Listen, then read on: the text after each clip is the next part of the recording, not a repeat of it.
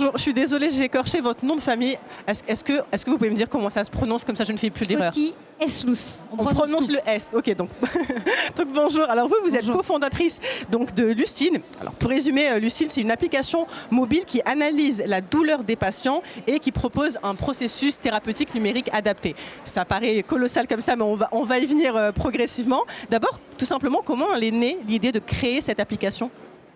Alors l'idée, elle est venue de deux chemins de ma vie. Le premier, c'est que je suis patiente. Je souffre de douleurs chroniques depuis ma naissance. Je suis atteinte d'un syndrome d'Ehlers dans l'os, qui est une maladie génétique, et d'une endométriose un peu plus tard. Donc moi, la douleur a toujours fait partie de mon corps.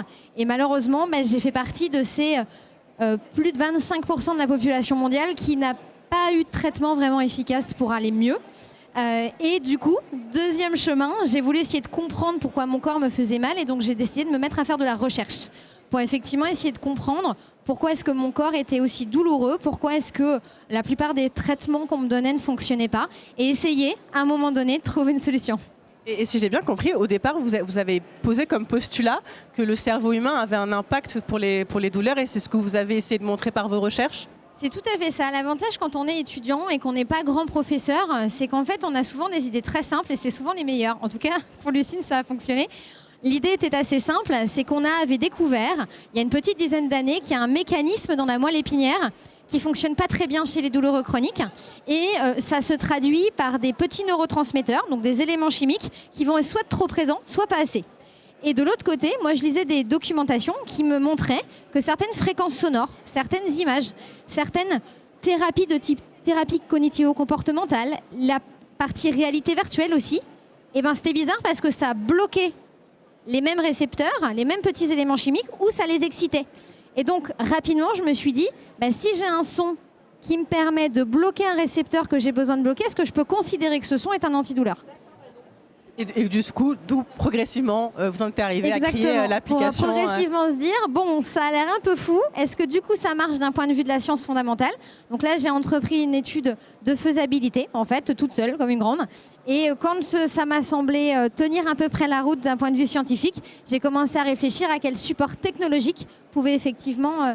on pouvait mettre ces solutions à l'intérieur. Et justement, pour des gens comme moi, qui ne sont pas du tout des scientifiques, et merci d'avoir vulgarisé pour nous le processus, comment fonctionne concrètement l'application du coup? Alors, on travaille sur deux indications. La première indication, parce qu'elle me tenait à cœur, c'est toutes les douleurs intimes des femmes, parce qu'aujourd'hui, il n'y a quasiment pas de traitement, et notamment les douleurs liées à l'endométriose, qui touchent aujourd'hui une femme sur 10.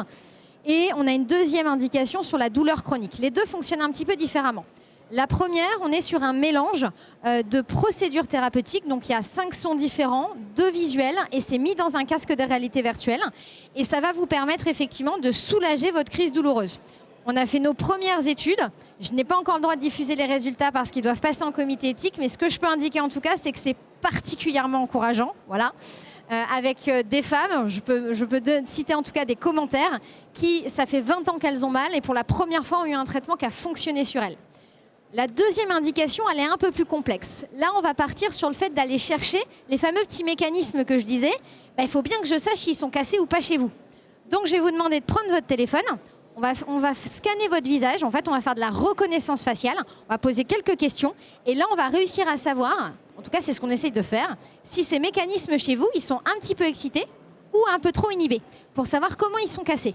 Et une fois que j'ai cette information, on va pouvoir créer un traitement, une formule sur mesure avec des sons, des images qui sera diffusée soit sur votre téléphone portable en direct, soit sur un casque de réalité virtuelle et qui va du coup pouvoir soigner vos petits mécanismes.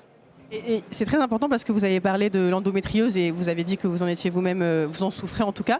Est-ce qu'on peut juste rappeler ce qu'est l'endométriose parce que c'est très important, je pense, de le faire. Comme vous l'avez dit, il y a une femme sur 10 qui en souffre, donc je pense que c'est important pour l'audience et pour qu'on sache tous de quoi on parle. Et surtout sur le mois d'octobre, qui est le mois de l'octobre rose, où effectivement la santé des femmes est mise en avant. Donc l'endométriose, c'est une maladie qui va faire que votre endomètre, qui se trouve à l'intérieur de votre utérus, va faire n'importe quoi et va grandir à des endroits où il ne devrait pas.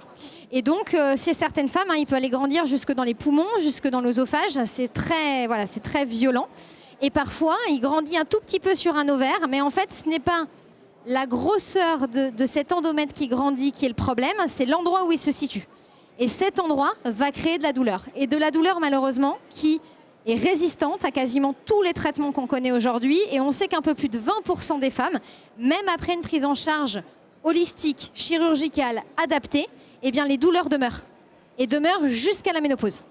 Donc ça veut dire que ces femmes-là, en moyenne, entre 10 et 15 jours par mois, elles sont pliées en deux à ne rien pouvoir faire. C'est ça quand on parle de douleur. Voilà, pour l'endométriose. C'est très important de le dire justement parce qu'il n'y a pas encore assez d'informations sur cette maladie. Et forcément, la question qui me vient, c'est que j'ai l'impression qu'il y a aussi un engagement féministe, on va dire, cette volonté-là de parler des violences faites aux femmes, des corps que les douleurs que les corps des femmes subissent. C'est au cœur en fait même de votre chemin d'entrepreneur. Tout à fait, c'est au cœur parce que la science a étudié le corps humain avec un biais de genre. On a d'abord étudié les corps des hommes avant de comprendre les corps des femmes. Et on le sait, dans les maladies cardiovasculaires, par exemple, on sait aujourd'hui que la manière dont un infarctus du myocarde va se déclencher chez une femme, ce ne sont pas les mêmes symptômes que chez un homme. Et pour la douleur, c'est exactement pareil. On a un système hormonal qui est tout à fait différent, qui va emmener une complexité dans l'expression des douleurs très différente de ce qu'on peut retrouver chez les hommes. Et donc, pour moi, c'était très important, de pouvoir aller apporter une réponse à ces femmes, et de mettre aussi en avant des douleurs qui ne sont pas prises en charge aujourd'hui parce qu'il y a un certain tabou. Donc par exemple, dans l'endométriose, on a les dyspareunies, qui sont les douleurs pendant les rapports sexuels. On n'en parle pas, mais c'est plus de 30% de la population, même en dehors d'une endométriose. On a les douleurs pendant qu'on défèque ou qu'on urine quand on est une jeune femme. Eh bien, c'est exactement la même chose. Et ces douleurs-là, les femmes, en fait, apprennent à vivre avec et considèrent que c'est normal. Eh ben non, c'est pas normal. C'est vrai qu'il y a des tabous sociétaux là-dessus. J'ai une dernière question parce que vous avez déjà fait beaucoup pour lutter contre ces maladies-là, en tout cas pour mieux informer et pour trouver des remèdes. C'est quoi vos ambitions à long terme ? Alors on a deux grandes ambitions. La première déjà, c'est atteindre une efficacité sur ces deux premiers traitements, l'endométriose et la douleur chronique. La douleur chronique, ça sera une première mondiale. Si on y arrive, il y a encore beaucoup de chemin scientifique. Mais si on y arrive, c'est le premier traitement qui sera holistique, c'est-à-dire que indépendamment de la pathologie sous-jacente que vous avez, ça fonctionnera. Donc ça, c'est une première ambition, c'est atteindre cet objectif et que ça fonctionne. Et le deuxième, c'est qu'on a découvert parmi nos recherches que nos solutions pouvaient agir sur autre chose que la douleur. Et qu'en réalité, quand on s'amusait un petit peu avec les neurotransmetteurs du cerveau, on pouvait agir sur d'autres pathologies du système nerveux autonome ou du système nerveux central.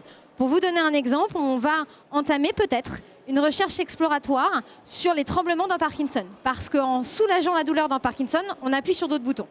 Tout ça est très exploratoire, mais on commence à percevoir qu'on pourrait peut-être changer pas mal de maladies chroniques en passant par les neurosciences.